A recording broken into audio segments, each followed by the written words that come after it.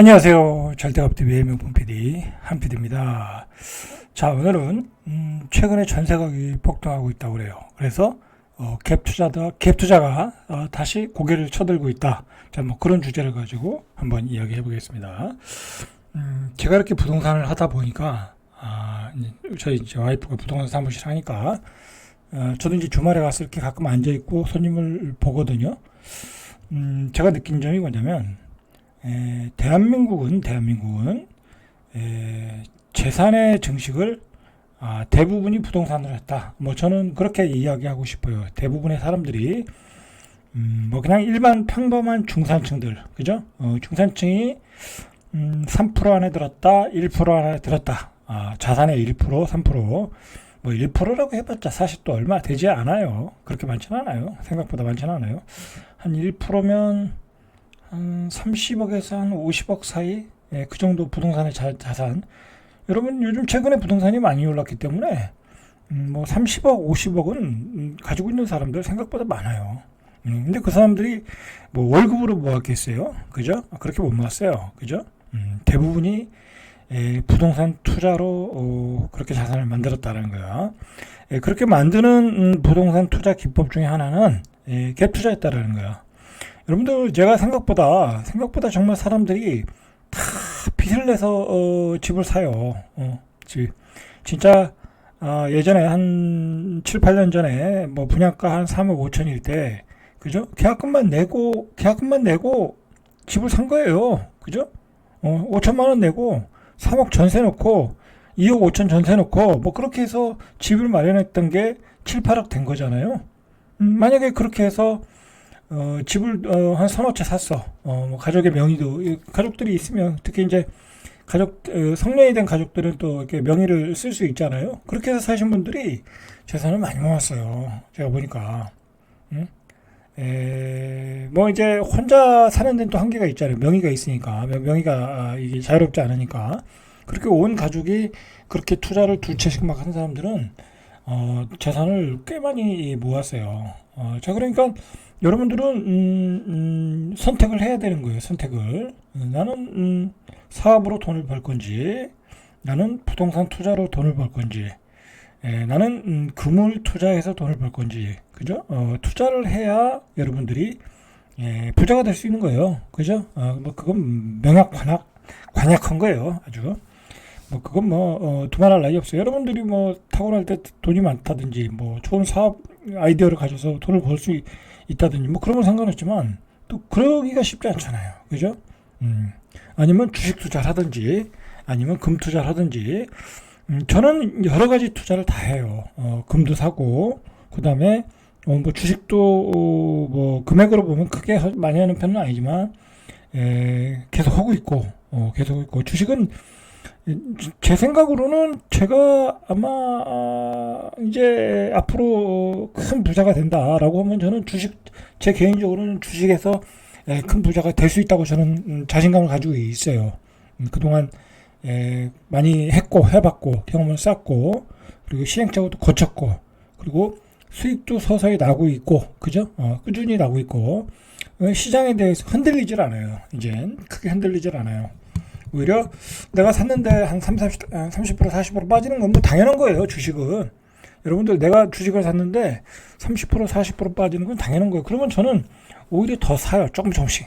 아주 조금씩 더 사요. 그러다가 그게 크게 한번 슈팅이 나와서 큰 돈을 벌고 나오는 거예요. 주식이라는 게. 저는 뭐 주식 얘기하는 게 아니니까. 자, 어쨌든 갭 투자의 기본은 전셋값이거든요. 근데 여러분들, 아마도 지난번 시장에서 바로 이제 직전에 그런 상승장에서 돈을 많이 버는 사람들이 있었거든요. 많이 벌었다 많이 까먹은 사람도 많아요. 사실상 제가 보기엔 한 반 이상은 벌었다가 다 깨졌을 경우가 많았을 것 같아요. 무리한 갭 투자했다가 뭐 세금으로 다 뺏겼고, 그죠? 뭐 법인 만들었다가 세금으로 뭐 그냥 몇 천만 원 몇 억씩 냈고, 그리고 제때 못 팔아서 가격은 또 다 폭락을 했고, 뭐 지금 뭐 현재로서는 강남의 똘똘한 한 채만 가격 회복이 됐지, 다른 지역들은 그렇게 가격 회복이 안 됐어요. 그러니까 이제 우리가 결국은 이 갭 투자를 어떻게 이용을 해야 되냐라는 측면을 우리가 한번 생각을 해봐야 돼요. 그러니까 뭐 갭 투자는 투기꾼들이 하는 거다라고 생각하면 안 하셔도 돼요. 안 하셔도 돼. 그럼 뭐 나는 주식에서 열심히 투자해서 돈을 벌으시면 되는 거야. 그러나 갭 투자를 통해서 돈을 벌겠다고 하면 이제 예전의 방법 가지고는 여러분들이 이 돈을 못 벌어요. 여러분들 학원 강사들이 이렇게 가르쳐주는 방법을 가지고 지방 돌아가면서 뭐 갭 투자해봤자 이제 되지 않아요. 그렇게. 중요한 거는 여러분들 이제 갭 투자도 조금 레벨업 하셔야 돼. 레벨업 하셔가지고. 제가 뭐 그런 비법을 여기서 가르쳐 드릴 수는 없어요. 그죠? 가르쳐 드릴 수는 없어요. 그러나, 갭 투자에 대한 생각은 내가 언제든지 가지고 있어야 된다. 그죠? 부동산 투자해서 돈 버는 방법은 갭 투자밖에 없어요. 갭 투자밖에 없는데, 과거에 갭 투자 가지고는 안 된다. 그럼 뭐 갭 1,000만원, 2,000만원짜리 뭐 지방 돌아다니면서 물량 뛰기, 그런 거 가지고는 안 돼요. 그건 옛날에 다 통했어요, 옛날에. 지금은 안 돼요. 자, 요즘 이게 문제가 되는 게 뭐냐면, 전세 가격이 폭등하고 있다는 거잖아요. 서울이 많이 오르고, 수도권도 서울만큼은 안 오르지만, 많이 오르고 있어요. 근데 수도권은 물량이 계속 공급이 되잖아요. 그러니까 조금 덜한데, 서울은 물량이 공급이 안 되는 상태에서 직주 접근성이 좋다 보니까 서울의 분양 가격, 전세 가격이 계속해서 폭등을 하고 있어요. 말 그대로 폭등해요. 그런데 서울의 이 전세 가격이 폭등하는 원인 중에 하나가 뭐냐면, 원인 중에 하나예요. 하나가 뭐냐면, 임대주택들이 다 사라져서 그래. 임대주택들이. 옛날에 임대주택들이 어떻게 보면 전세 가격의 완충 역할을 한 거거든요. 그러니까 어떻게 보면 이제 완충 녹지라고 봐야 되겠죠. 이 완충 녹지라는 게 뭐예요? 이 도로와 이 아파트 사이에 보도 사이에 충격을 완화하는 거잖아요. 그러니까 가격을 완화하는 역할을 임대주택이 했는데 그 임대주택이 다 사라졌어요. 그죠? 다 이제 임대주택 이제 앞으로 하지도 못하고 허가도 안 내주고 그러니까 이제 다 만기가 되면 다 나왔단 말이야. 그리고 그 임대주택의 가격들이 굉장히 쌌어요. 쌌어. 한 60%, 한 70%, 그죠? 시세 60%에서 70% 사이에 나오다 보니까 완충 역할을 해줬는데 그게 다 사라졌다. 그런데다가 서울은 공급 물량이 또 모자라. 그런데다가 현재 금리는 여러분들 지금 뭐 전세 받으려면 그냥 일반적으로 받아도 한 3.5% 카카오뱅크 기준으로 보면 한 3.5%는 받거든요. 그런데다가 신혼부부들 뭐 1%, 2%대 금리 주잖아요. 그러니까 뭐 신혼부부들은 얼씨구나 좋다고 막 받는 거야. 그러다 보니까 그냥 아파트로 다 이사 가고, 그죠? 그것도 신축급으로 이사 가고. 그러다 보니까 그런 쪽에서 계속해서 전세 가격이 올라가는 거예요, 지금. 그러니까 지금 현재 3.5%는 옛날 기준으로 보면 우리가 6%, 7%대 금리를 보면 굉장히 싼 거예요. 그죠? 그런 요인들이 지금 전세 가격을 밀어올리고 있다. 저는 저번에도 얘기했지만 이 전세 가격이라 이 정부가 결국은 어떤 경제를 살리려고 하는 어떤 구실을 가지고 이 건설 경기를 살려야 되거든요. 정부 입장에서는. 근데 건설 경기를 살리려면은 결국은 전세 가격으로 올려줘야 돼. 그죠? 올려야지 전세 살던 사람들이 전세가율이 70%, 80% 되면 이거 또 집값 폭등한다. 또 떠드는 애들이 있잖아요. 그러면 그렇게 되면 집을 사러 간다고. 그럼 집을 사면 구축의 가격이 올라가면 신축은 분양이 잘 되겠죠. 옆에 재건축 재개발도 사업이 원활하게 되겠죠. 그러면서 전체 경기가 살아난다고 정부는 착각을 하고 있는 거지. 그죠? 그런 악순환 속에서 우리는 살고 있는 거예요, 사실은. 살고 있는 거예요. 자, 21일 부동산 빅데이터 업체 아실에 따르면 올해 1분기 1월에서 3월 전국에서 갭 투자 매매가 가장 많이 증가한 지역 10곳 중 7곳이 서울 수도권으로 집중됐다. 서울 수도권으로. 여러분들 요걸 하셔야 돼. 요건 아주 포인트인데요. 앞으로 시장이 반등을 언젠가 할 거 아니에요. 그죠? 언젠가 할 거예요. 이게 이제 지금은 이제 조금 무관심한 시기거든요. 이 무관심한 시기를 지나서 이제 가격 조정이 다 되고, 그 다음에 또 무관심한 시기가 지나야 돼요. 그게 한 2, 3년은 가거든요. 사람들이 부동산에 아예 관심이 없는 거야. 이제 아이고 뭐 많이 올랐다가 떨어 빚이 많은데 뭐 어떡하겠냐고 무관심한 시기가 있어요. 그게 한 2, 3년 가거든요. 자, 그 2, 3년 후에는 서서히 움직이기 시작하는 거야. 전세 가격이 올라오니까. 그러면 실수요자들이 사고, 이제 먼저 투기하는 사람들이 사겠죠. 투기하는 사람들이 사고, 그 다음에 이제 나중에 그 실수요자들이 사고, 뭐 그러면서 가치값이 폭등하는 거예요. 그죠? 이제 그렇게 되는 거야. 그런데 우리가 생각을 해야 될 게 뭐냐면, 그러면 어느 지역에서 가장 집값의 반등이 일어날까라고 우리가 한번 미리 시뮬레이션을 해둬야 돼요. 그죠? 그게 어디냐? 서울 수도권이에요, 여러분들. 그 명심을 꼭 알고 계셔야 돼. 앞으로 반등이 일어나면 서울 수도권이에요. 지방은 언제 일어날지 몰라. 막 서울 수도권의 집값이 올라가서 전체적으로 심리가 붐업돼가지고 지방은 뭐 시세가 조금 나올 수는 있어요. 지방도. 그러나 서울 수도권이 먼저다. 그런 거 알아두시길 바래요.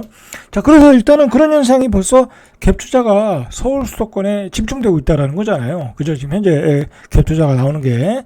그래서 거래가 많은 지역은 경기도 화성으로 나왔다라는 거예요. 이 화성에 이제 그 뭐 병잠 그런 뭐 외곽 지역에 갭이 좀 작거든요. 그런 지역에서 갭 투자 매매가 많이 일어났다. 1분기 전체 매매 거래 2,130건 중 100건이 갭 투자 매매했다. 뭐 화성에서 그랬다는 얘기예요. 자, 경기도 수원에서는 영통구에서는 73건. 뭐 영통구도 이게 갭이 작거든요. 예? 이런 지역들은 구축이고 사람들이 잘 안 사요. 그죠? 잘 안 사. 이 갭 투자가 된다는 얘기는 뭐냐면 이 갭이 작다는 얘기는 매매가 잘 안 된다는 얘기야. 그죠? 예를 들어 갭이 1,000만 원, 2,000만 원인데 그 집을 사면 되잖아요. 전세 사는 사람들이. 그럼 안 산다는 얘기잖아요. 그죠? 뭐 너무 낡았고 그리고 뭐 사도 잘 안 오르고 그러니까 사람들이 안 사니까 전세로 산다는 거야. 자, 보시면 다 그런 지역이에요. 영통구, 수원, 천안 서북구, 김해, 김해까지 가서 집 살 일 없잖아요. 그죠? 뭐 실수요자 되면 모를까? 인천 서구, 경기도 시흥, 그죠? 충남 아산. 자, 그러니까 지금도 우리가 이제 전세 사기 사건이 뭐 사회에 굉장한 악영향을 줬죠. 우리 젊은이들한테. 그러면서 굉장한 사회 경제적 피해를 줬는데 제가 생각하기에는 제가 지금 2차 전세 사기. 자, 1차 전세 사기는 다가구 다세대 오피스텔이었어요. 그죠? 그러나 제가 지난번에도 얘기했듯이 2차 전세 사기는 바로 이 아파트의 갭 투자에서 일어날 가능성이 없다. 그죠? 일어날 가능성이 없다. 예를 들어서요. 물론 이제 풀피 투자도 가능한 데들이 있거든요. 가능한 데들이 있어요. 뒤져보면 뭐 마이너스 3천까지 나오는 데도 있어요. 아니면 그냥 뭐 전세 갭 1,000만 원 사고 하고 그죠? 하고 그리고 그냥 도망가는 경우도 있을 수 있고 그죠? 여러 가지 방법이 있겠죠. 그러니까 조심하셔야 된다는 얘기예요. 조심하셔야 된다. 실제로 갭 투자 지역의 매매 가격과 전세 가격이 아예 같은 곳들도 있다. 이런 것들 조심하셔야 돼요. 이런 것들이 사기꾼들이 들어갈 수 있는데요. 인천 서구 연희동 무성 아파트 전용 84가 올해 3월에 2억 5천에 매매됐어요. 가격이 많이 떨어진 거예요, 이게. 근데 같은 날 전세가 2억 5천이야. 그러니까 2억 5천에 사서 2억 5천에 전세를 놓는 거야. 그냥 이 투자자는 그냥 말 그대로 시세가 뭐 나중에 3억 되면 팔고 나오면 되는 거죠. 이게 갭 투자라는 거야. 자, 이런 아파트들이 속속 나오고 있다. 이 매매 가격은 떨어지고 전세 가격은 올라오니까 이런 현상이 있죠. 자, 그러나 이게 전세 가격이라는 게 이게 어느 시기에 또 어떻게 폭락할지를 몰라. 그죠? 우리가 그 변동성을 예측할 수 없는 거예요. 그러면 이제 전세금을 또 돌려줘야 되잖아. 그게 쉽지 않고요. 그 다음에 요즘은 갭 투자의 어려운 점이 뭐냐면 예를 들어 갱신 청구권이라는 게 있잖아요. 2년 살고 그래서 갱신한다고 했어. 임차인이. 그런데 갱신한다고 해놓고 3달 있다가 돈을 달라는 거야. 나 옆에 신축 아파트가 싸게 나와서 걸로 이사 갈래 하면 빼줘야 돼. 그래서 예전 같지 않아요. 지금 갭 투자하기가. 근데 요즘 그런 또 임차인들이 많아. 그리고 요즘 임차인들이요. 굉장히 또 법을 잘 알아가지고 나 저 집을 팔 테니까 네, 뭐 손님 들어오면 집을 좀 배달라면 안 배줘요. 안 배준다니까. 배줄 의미가 없거든. 그죠? 배줄 의미가 없어요. 뭐 서로 계약서 간에 그렇게 쓰면 모를까? 그죠? 안 배줘요. 자, 그래서 임차인이 나간 다음에 뭐 집을 팔아야 되는 상황도 있고요. 여러 가지 저기 어려운 점이 있어요. 예전같이 이렇게 착한 임차인이 없다라고 보시면 되겠죠. 자, 화성 병점동의 느치미 마을 주공 2단지 전용 5구가 올해 3월에 2억 9,800에 매매된 뒤에 같은 달에 2억 6,820만 원에 전세 거래했다. 뭐 갭이 한 3천 정도 되죠. 그죠? 3천 정도, 2,980만 원. 자, 이런데 갭 투자가 들어오고 있다라는 거예요. 들어오고 있다. 자, 이 갭 투자라는 게 요즘은 이제 막 학원에서 막 가르쳐 줘요. 학원에서 가르쳐 주고 투자자들을 끌고 들어가서 막 사줘요. 글쎄요, 뭐 이런 거 사가지고 수익이 날 수도 있고 안 날 수도 있는데 문제는 내가 버틸 힘이 있어야 되는 거예요. 이 중간중간에 막 돈을 빼달라고 그러고 중간중간에 전세 가격이 폭락했을 때 버틸 힘이 있어야 돼. 이게 언제 올라갈지를 모르잖아요. 그죠? 뭐 집값이라는 게 가볍게 올라가는 게 아니거든요. 알고 보면 집값이라는 게 그렇게 뭐 거품이 꼈다가도 다시 거품이 빠져요. 결국은. 왜냐면 수요가 없기 때문에. 이게 뭐 한두 푼짜리 집이 아니잖아요. 그죠? 뭐 2억, 3억, 5억짜리인데 이게 누가 뭐 쉽게 살 수 있는 상품이 아니다 보니까 어느 정도 집값이 고점을 치고 버블이 끼면 집을 사질 않아요. 그러면서 가격이 도로 제자리에 오더라고요. 그죠? 그걸 우리가 지금 계속 사이클에서 봤잖아요. 그죠? 자, 이렇게 전세 갭이 적은 곳에서 갭 투자를 하고 있다. 자, 근데 재밌는 게 이 송파구에서 1분기 전체 매매 거래 556건 중 47건이 갭 투자했다. 이 송파구에서 갭 투자가 많이 일어났다는 거야. 이게 자, 보시면은 이게 이제 갭 투자 현황이거든요. 여기 메뉴가 있어요. 그래서 눌러보면 이제 서울의 송파구가 제일 많이 일어났어요. 실제로. 자, 여기 보시면은 어떻게 갭 투자했나 보시죠.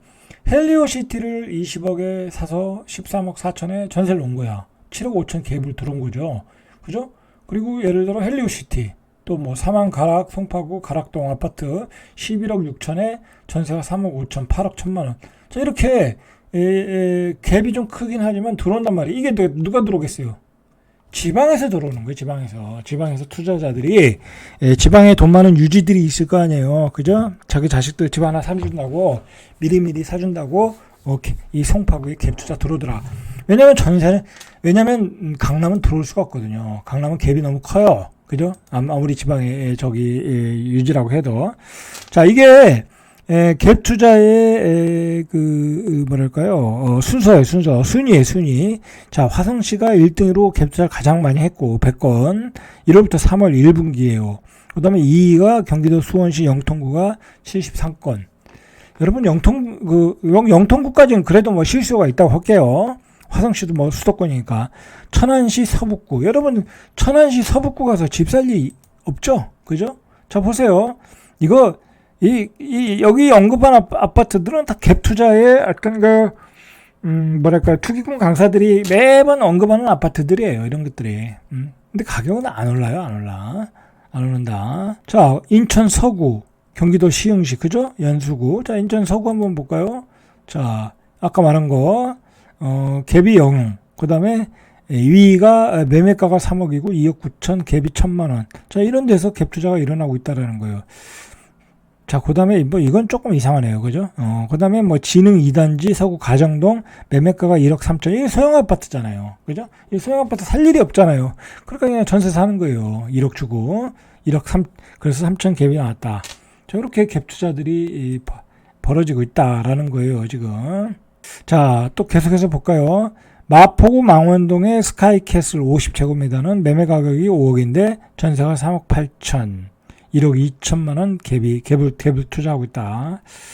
자, 결국은 우리가 집이 중요하잖아요. 우리 생활 수준이 높아지니까. 그리고 금리도 우리가 생각하는 것보다 옛날로 보면 굉장히 싼 편이야. 그죠? 3.5%면 우리 뭐 6%에도 살았으니까. 그리고 대출도 잘해줘. 그죠? 대출도 잘해줘요. 요즘 뭐 직접 만나지 않고도 그냥 카카오뱅크 같은 거로 하면 그냥 통과되잖아요. 그죠?